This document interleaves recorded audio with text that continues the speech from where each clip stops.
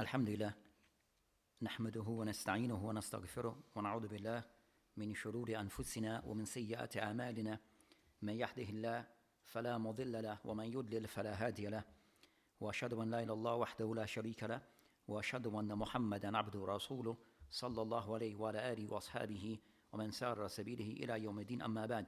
So today inshallah we'll continue with a lesson in discussing the book Al-Mulakis Al-Fiqhi by Shaykh Al-Fawzan Hafidullah. And this book discussed concerning matters that relates to Al-Fiqh. And in the last lesson that we had, that we're discussing concerning matters that relates to Kitab al-Salat, and more so regarding Ahl al-Adhar, concerning those people who are said to have certain excuse regarding their Salat. And we have covered two of those cases regarding As-Salat al-Marid, those cases that involve the people who are ill, and also second, those masahil that relates to people who are concerning al-Raqib, those are said to be a rider. So now inshallah we'll move to the third of those group of people that are said to be of Ahl al-Adhar. Tafaddal al-Musafir. The prayer of a traveler. Yes, sir. Alhamdulillah. Alhamdulillah. Aywa. A traveler is one of the excused persons, for it is permissible for him to shorten the prayer consisting of 4 rak'ah, units of prayer, to only 2 rak'ahs as stated in the Noble Quran, the Sunnah, and the consensus of the Muslim scholars. Aywa. Pause. So that matter inshallah the author rahimahullah he mentioned Salatul Musafir. So as mentioned that this is discussing concerning of those individuals or those cases where one is excused regarding certain matters relating to Salah. And in this matter concerning, you'll be discussing concerning some about the ahkam that relates to hal al-safar, regarding concerning bad ahkam that relates regarding the person's salat while in safar. So of those things that he discussed concerning salatul musafir, some of the ulama rahimahullah that they'll mention concerning as-salat fil safar.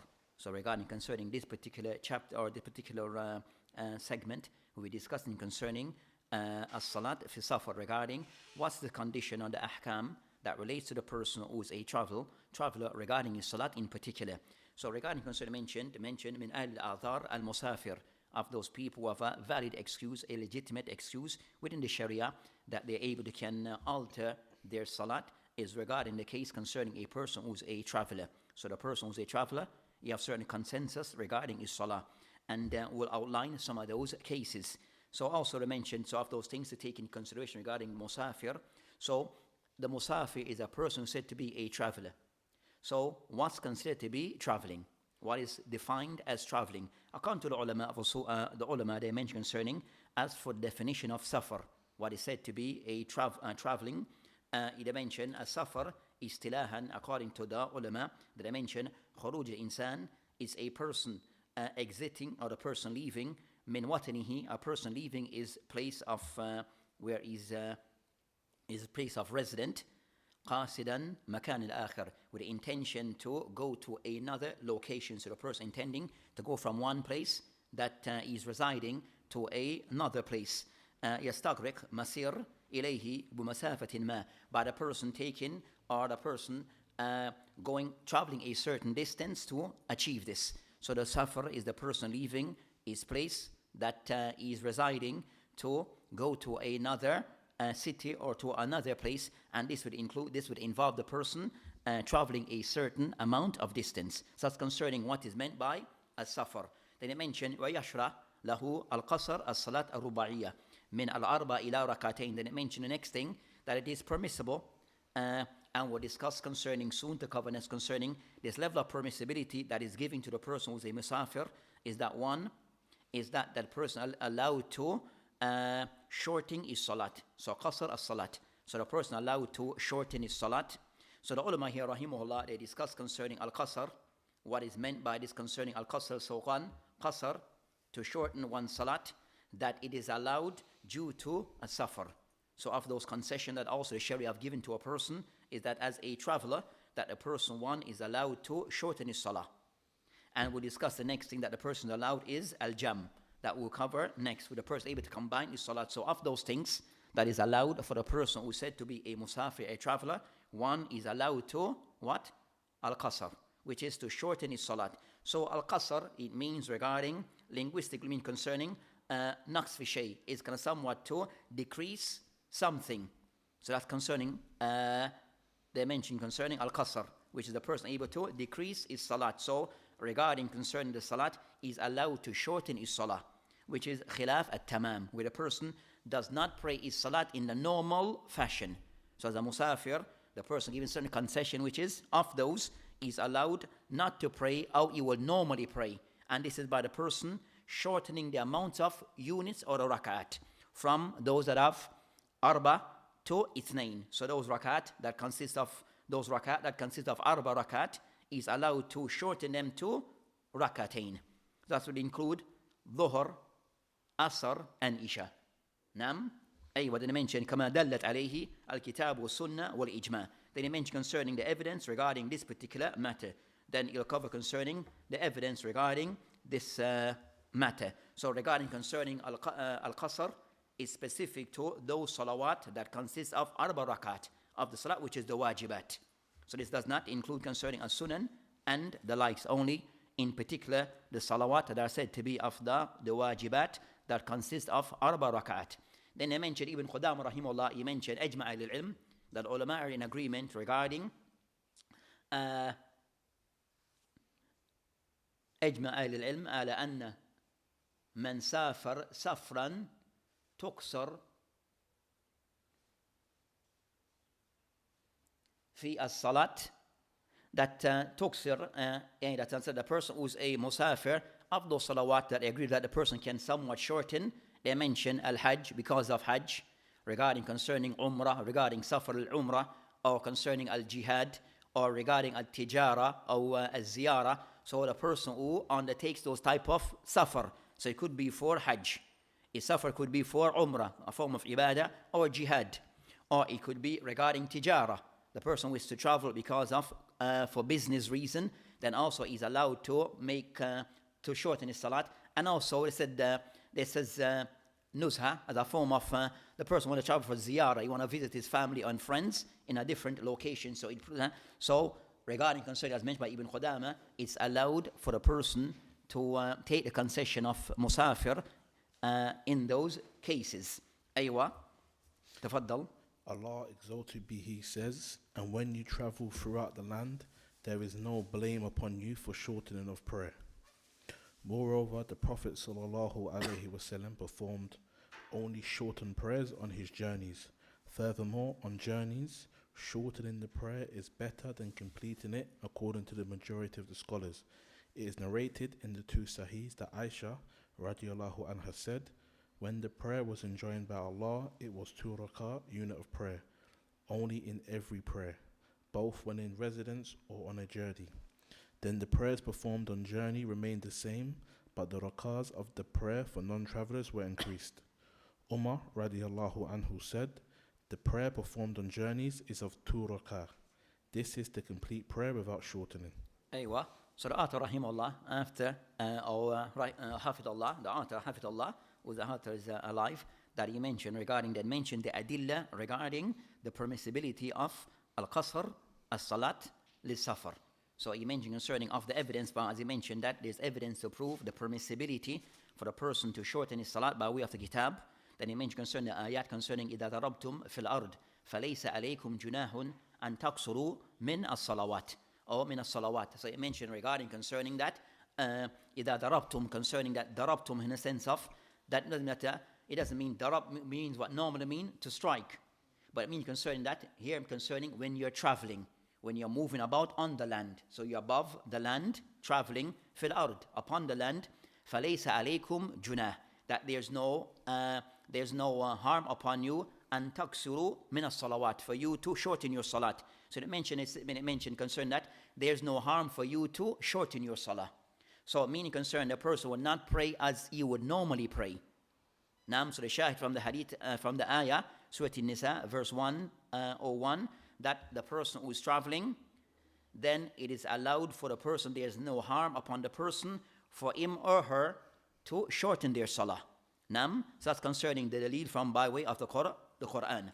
Then he mentioned concerning by way of the sunnah, that he mentioned, or something that he mentioned, An-Nabi Islam lam yusalli fi safar illa qasran.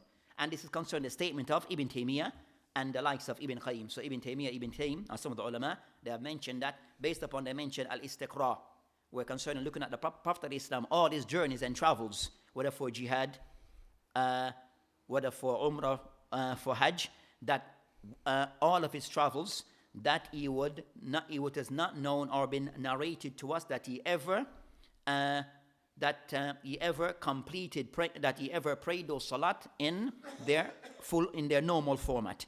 So he would only shorten his salat while traveling. That while the Prophet of Islam, that when he travels, he would shorten his salat and not pray them in his normal complete format. Then he mentioned وَقَصْرَ أَفْضَل.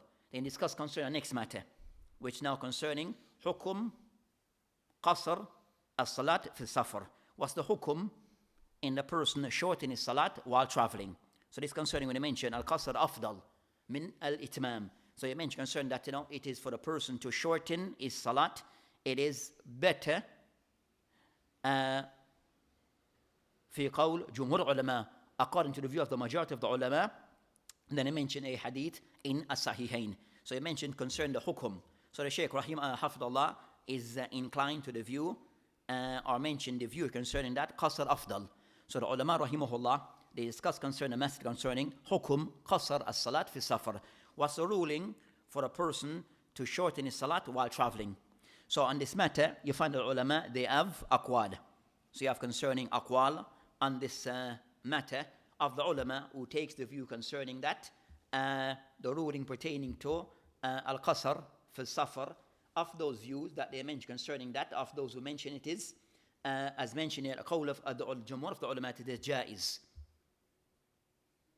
So you have concerning arba aqwal on this matter. You have arba aqwal of those ulama who mention that, minhum, of those who mention that qasr, it is wajib. So of the ulama who mention that for the person, it's a must, it's compulsory upon the person who's traveling that he must shorten his salat. And they mention of those ulama who take this view that is a must for a person to shorten his salat, Imam Abu Hanifa rahimahullah. So for him, the person who's a traveler, it's a must upon that person that he has to shorten his salah. Also is the view of the Ahl al-Zahir, the Zahiriyah. And some of the ulama also have that view regarding concerning if the person was to pray his salat complete, he must repeat his salah. Of the view of some of those who mention it's wajib for the person to shorten his salat, they've said that if the person was to pray, for example, dhuhr as a musafir, as a traveler, 4 rakat, then that person is to repeat that salah. Because he has prayed a salat outside what is compulsory, as if the person have added to what is wajib. So the person, according to them, he has prayed more than what is expected of him. So based upon that, the salah becomes invalid. And the person has to repeat it and pray 4 rakat. That's concerning the first view. A second view of the ulama, who also concerning, as mentioned here, it is afdal, it is preferred for a person to shorten his salat and not to pray complete. And that's the call of jumhur of the ulama. That's the view of jumhur of the ulama regarding that it is preferred that a person shorten his salat. Then another view of the ulama that they mentioned is sunnah. They just mentioned sunnah and jaiz for the person to shorten his salat. And that's the view that is the riwayah on Imam Malik. That is the riwayah Imam Malik. That is just jaiz for the person to do so. And then of the fourth view mentioned, it is something they mentioned afdal. And also it is something which is makruh for a person to pray the salat complete. So it is preferred for the person to shorten, and it is disliked for the person to complete his salat or pray the salat in his normal number of 4 rakat. That's concerning aqwal of the ulama. And the last view regarding it being makruh is the view of Ibn Taymiyyah and also Ibn Mufli and Ibn Uthaymin from the Hanabila. So from the Hanabila, that those are the ones who mention that it is preferred for the person to shorten his salat and dislike for the person to complete the salat with the normal number of 4 rakat. And then the author, Hafidullah, he mentioned a hadith in the Sahihin, furidat as-salat rakatain, that initially when the salawat al-khamsa or the salawat were revealed or legislated, then the salat was rakatain, meaning Fajr was rak'atayn. Dhuhr, initially, when it was first revealed, was rak'atayn. Asr was rak'atayn. Maghrib was thalatha, 3, and Isha, rak'atayn. So when the salawat was initially first legislated, then one will pray them rak'atayn. Dhuhr, Asr, Isha, and Fajr were all rak'atayn. And Maghrib remain at thalatha. Then initially they mentioned, and that's for when the person was traveling or residential. Then they mentioned, وَقُرِّيَتْ الصَّلَاةُ السَّفَرِ, that Salatul al-Safar remain, وَيَزِيد for Salatul al-Hadar, and that Salatul al-Hadar it was increased. So Dhuhr became Arba, Asr became Arba, and then also Isha became 4 rakat, and the others remain as they were. So that's concerning the salawat. So it shows concerning the salawat that they go through different stages. Initially they go through, when they were revealed, that they were not Arba rakat, as we pray them now, but it was less this amount. So this concerns the evidence regarding this particular matter, as the author rahimahullah he discussed. And Allahu alam concerning al-qawl raji' annahu afdal.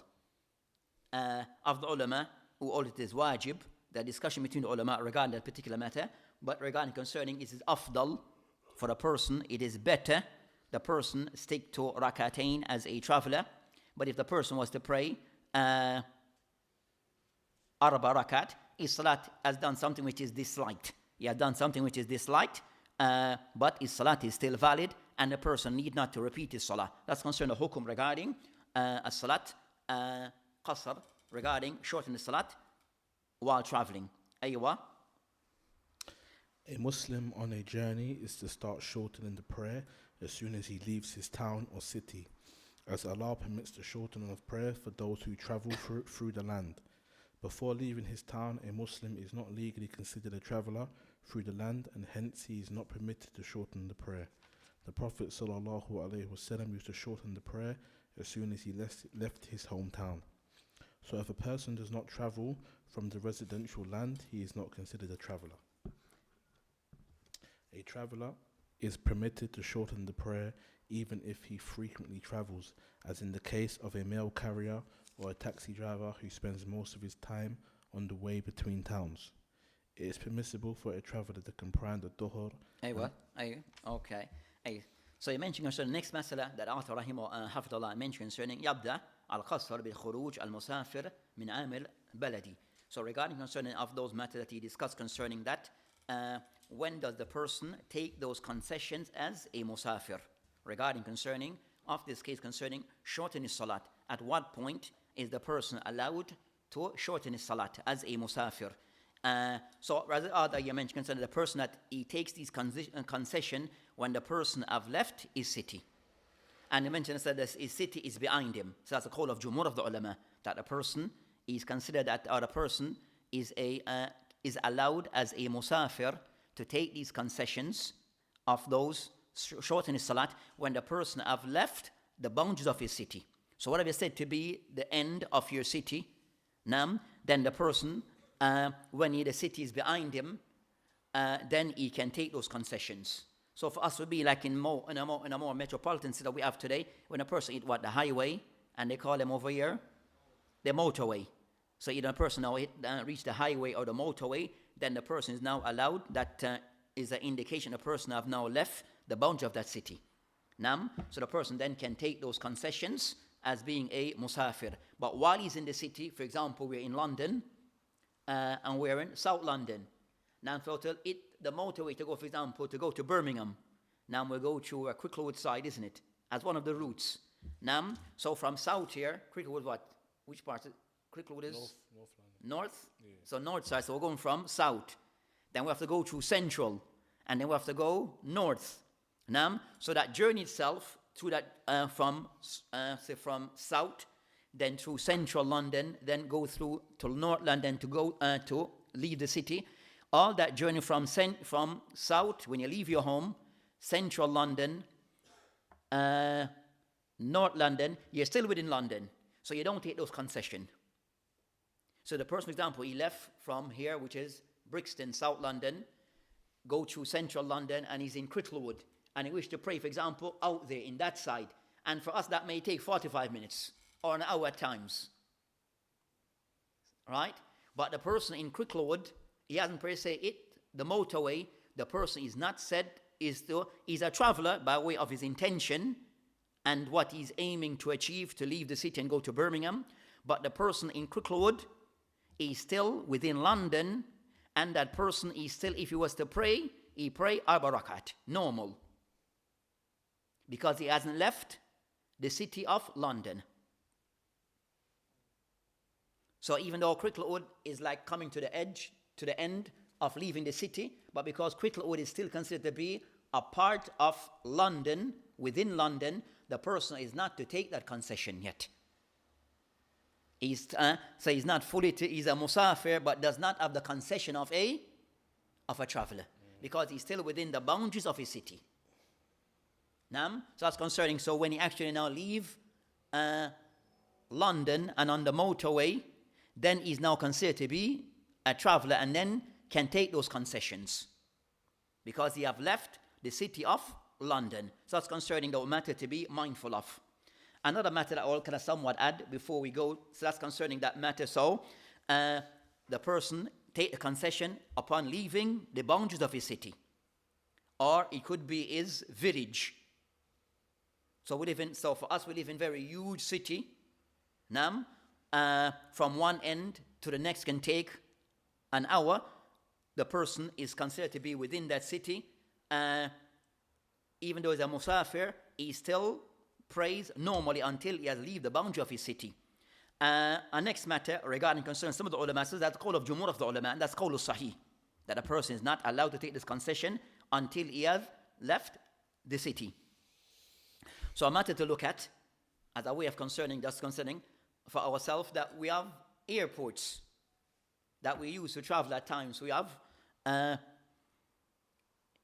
main airport regarding external overseas going to different countries is which airport? Heathrow. And we have also the other one, which is Gatwick. So Gatwick is known that it's outside London. Really? Sahiala. Is that the case? Yeah. Gatwick, considered to be outside the boundaries of London. So Gatwick, so the person prays, the person by traveling, for example, for Umrah, from here to Europe, he's leaving England and go to a different country, from here to America, wherever. If he's going by the route of Gatwick Airport, in Gatwick Airport, then you're considered to be outside your city boundaries. Now the question is, with the other airport, which is Heathrow. Is Heathrow within London or outside London? I believe it's outside. Because we have Heathrow. No, but Heathrow is like its own area. Yes, so Heathrow area, is that considered to be a part of Greater London or outside Greater London? I think it's outside London. So that go back to the urf of the people, which included non-Muslim, as we're going to discuss. So they start concerning those things, go back to how is Heathrow a part of Greater London or not? But to be looked into. So the person has to just take that into consideration. But in most cases, it's considered to be taken as outside London, at the edge of London. So, you see that, what's the word? Familiarity. Does that come into it as well? Because Heathrow, the area in totality, is not a familiar area. Like, we would not know what masjid to go to if he was in the area. So concerning, as regarding deciding those factors, is whether we are familiar with the area or not, that would be considered. Okay. You understand? Whether you know the area or not. The thing is, the thing is knowing concerning, is that area a part of that city? Okay. Is it considered to be a part of the city boundaries or outside our city boundaries of London? So that's concerning that matter. But we said you have other aqwal of the ulama. You have ulama who all concerning that, as mentioned by Ata and Sulaiman ibn Musa, أنهما يعني يرى القصر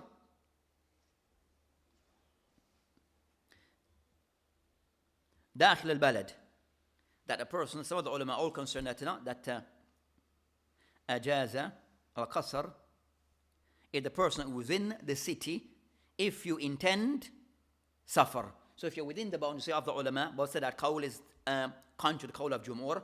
A few of the ulama take the view that if a person is within the city and his intention that he's traveling, he's a traveler and he's traveling out, but he's still within his city, that according to some, that the person, he can shorten his salat even within the bounds of his city, because his intention and by way of his action is leaving the city. That's according to some of the ulama. Another even strange, another view concerning that the qawl of Harith ibn Abi Rabi', that all concerning that أنه أراد سفر فصلى بهم في منزله ركعتين, that he actually pray, he's intending to travel, and he gathered his family and those with him, and he prayed rakatain while he was in his house.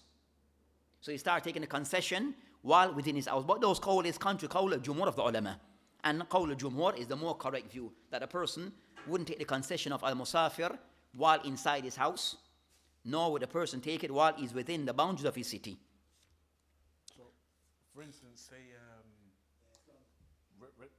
returning.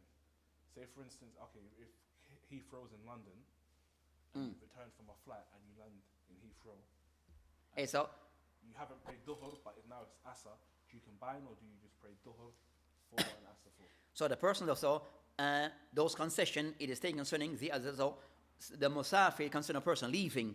In coming back, when you reach the boundary of your city, you enter your city, then you're said now to be a muqim again. So, for example, if we were to, as an example, if a person was to take the view that Heathrow is a part of London, as an example, the person with the view that Heathrow Airport is within London, or, for example, another airport within London, London City Airport. Just for example, the person traveling from here to Glasgow. So within England, but in a different, or Scotland. But he's traveling from a local airport within London, which is, for example, London City Airport. So City Airport is in London, without doubt, isn't it? So the person, while he is there in City London Airport, then he wouldn't take the concession of a musafir until, you understand, until the plane leave London. Right? But the person coming back, when he lands in City Airport, then he becomes muqim automatically. Okay. You understand? So he becomes now, if he missed, for example, if you, as your question, if he was to miss dhuhr and there was asr in, then he prays that dhuhr that he missed as a muqim of arba rakat, and he will pray asr arba rakat accordingly. Another one just to add to that, also discuss concerning that, a person who is a musafir.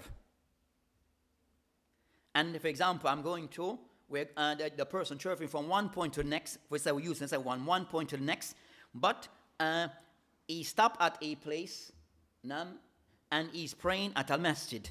And when he arrived, the people are praying, for example, Asr. When he arrived, if you're going to pray in the masjid of those people, then he will pray as the Imam prays. So the Imam pray arba rakat, you will pray arba rakat. And that's ijma between the ulama. So you pray as the Imam prays.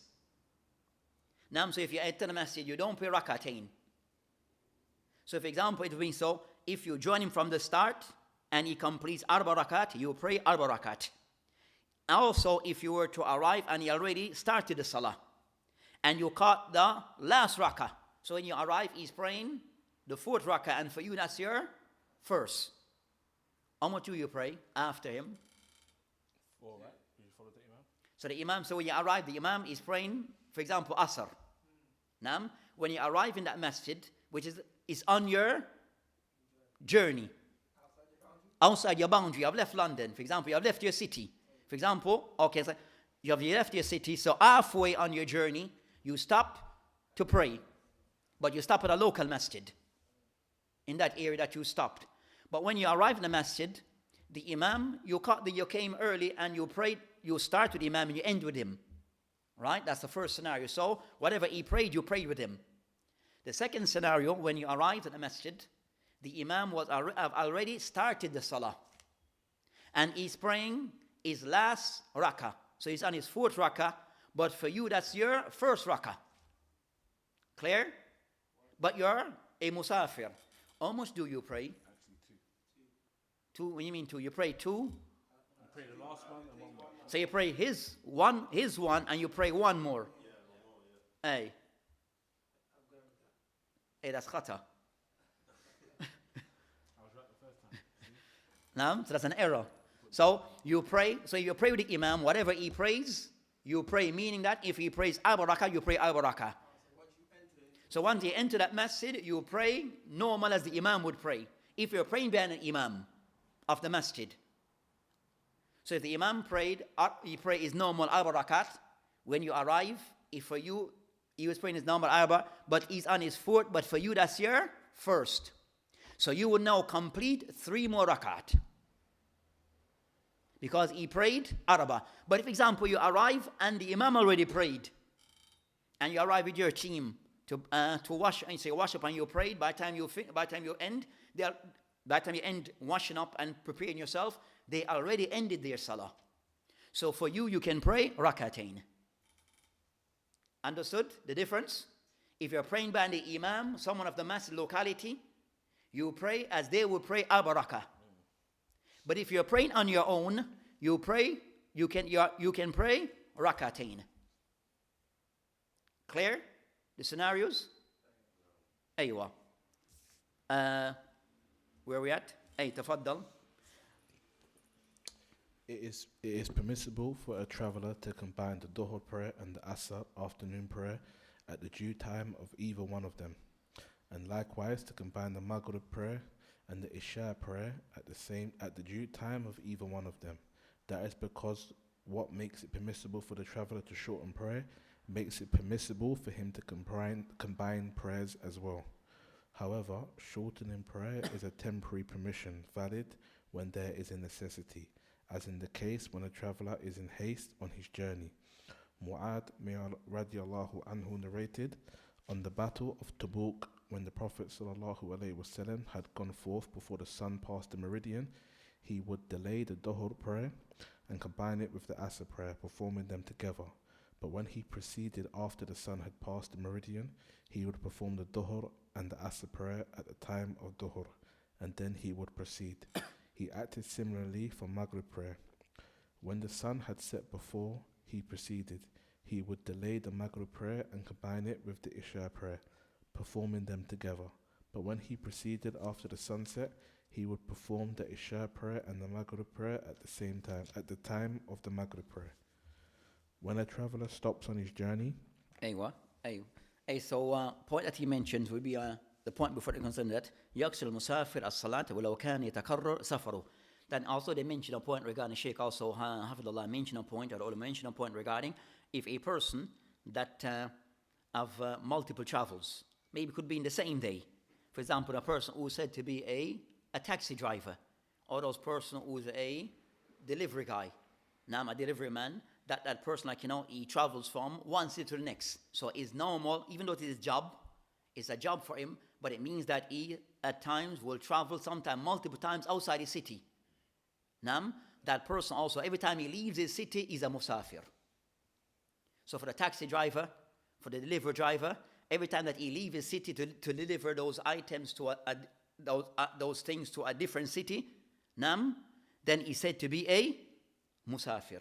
And he has a concession of a musafir, even though it's a repeated act, and maybe for him a daily thing, but still he's said to be a musafir and have the rights of a musafir. Clear? Then the Shaykh Hafidullah, then after that he mentioned, then he goes to the next matter which is concerning that يَجُوز لِلْمُسَافِرِ الْجَمْ بَيْنَ ظُهُرْ عَصْرٍ. Before we go to that matter, a matter that is discussed regarding a safar, that regarding that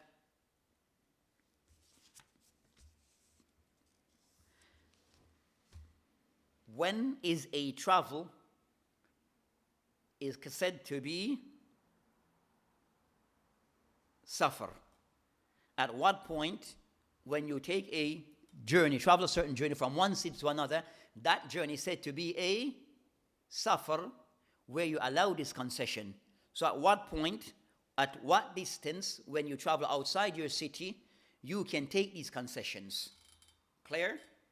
So when is when is it allowed in your journey, in your trip, for you to take these concessions? What distance you have to cover? So for example, so the person is traveling from here to Birmingham.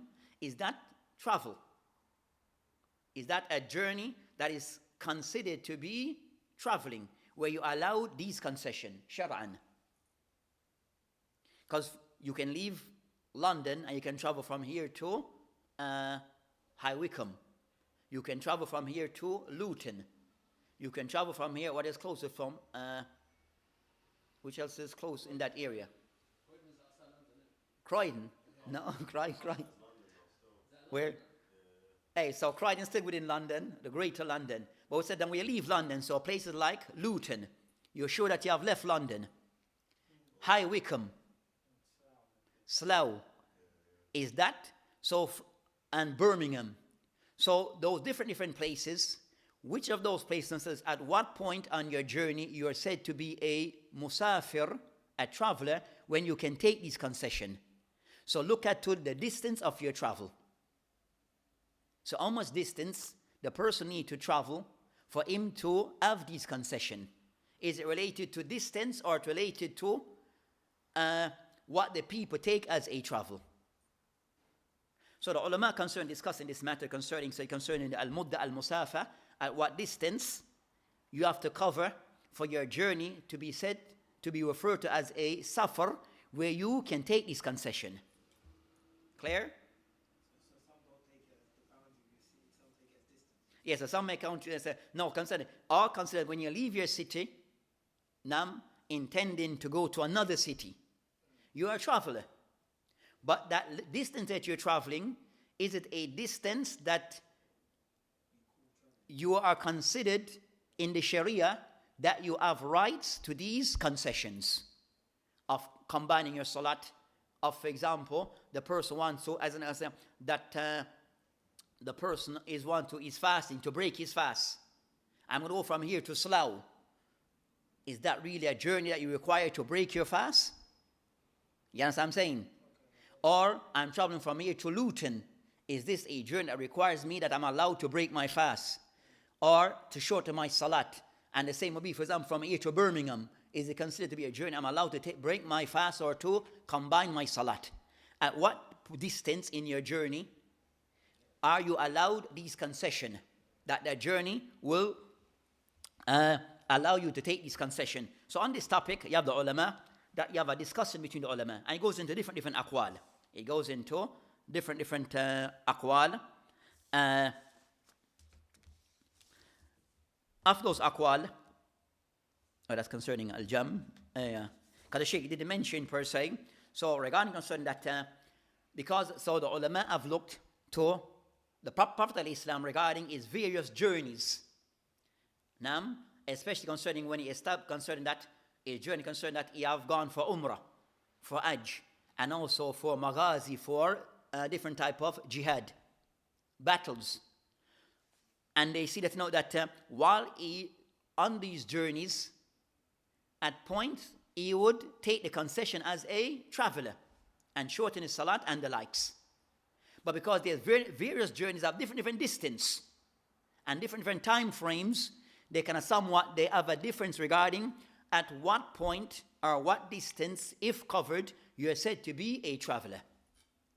According to the Sharia, where you allow these concessions.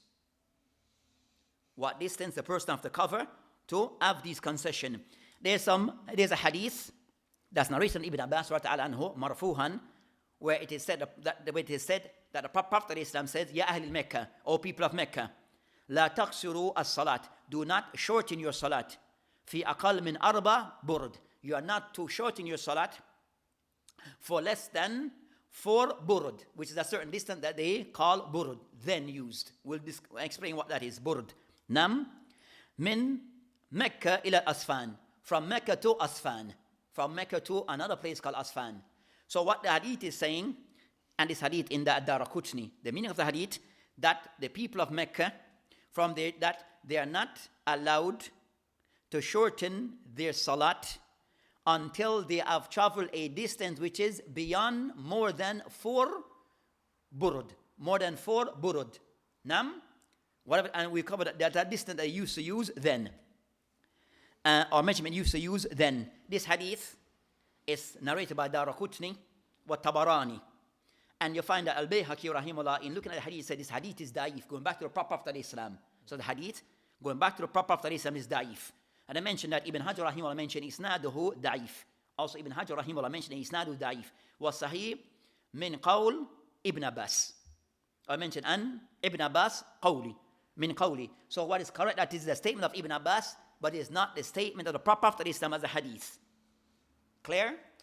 So this athar is actually a statement of Ibn Abbas that can somewhat give us an idea that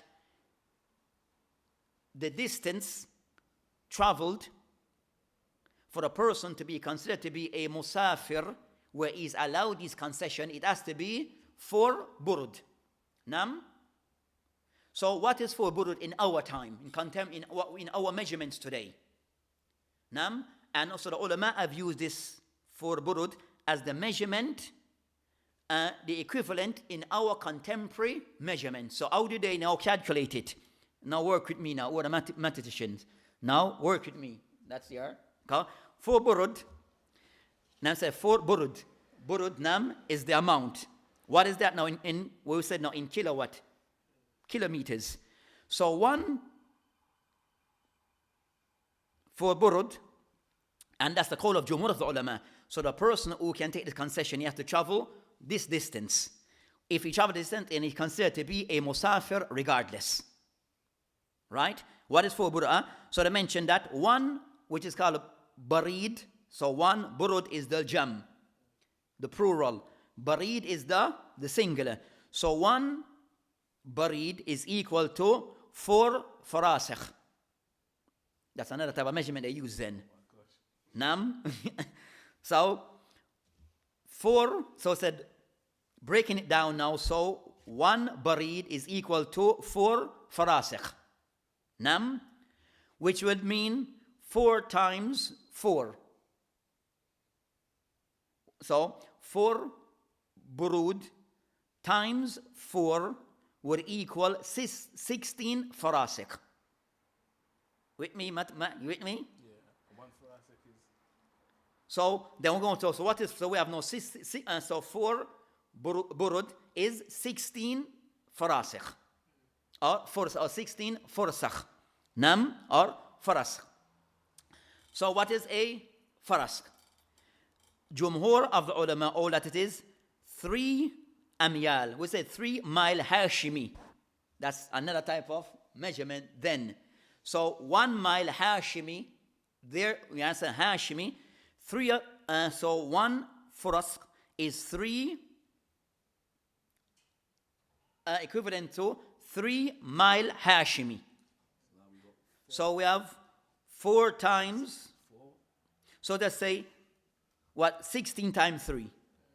Or 4 times 3. So it have 16. So 16 times what? 3 would equal what? 48. So it would be 48 mile.